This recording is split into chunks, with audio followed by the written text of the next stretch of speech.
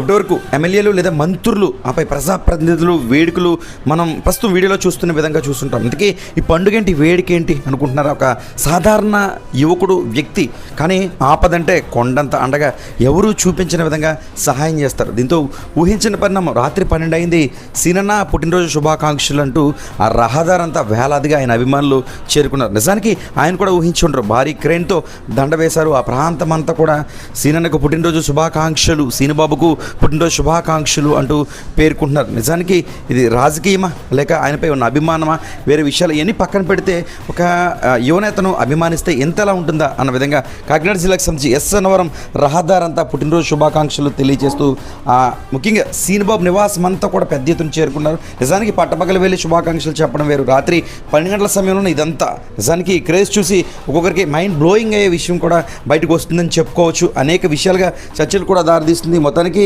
Yes Annavaram ప్రాంతం అంతా కూడా సీనుబాబు పుట్టినరోజు నేపథ్యంలో గత రాత్రి ఈ విధంగా ఉంటే ఇక ఉదయం చెప్పాల్సిన అవసరం లేదు. పెద్ద ఎత్తున పలువురు ఆయన అభిమానులు కావచ్చు, ఆయన ఇష్టపడేవారు కావచ్చు చేరుకుని స్వయంగా ఆయన శుభాకాంక్షలు తెలియజేస్తున్నారు. నిన్ను నూరేళ్ళు ఆరోగ్యంగా ఉండాలి, సేవా కార్యక్రమాల్లో కూడా దూసుకుపోవాలి అంటూ పేర్కొంటున్నారు.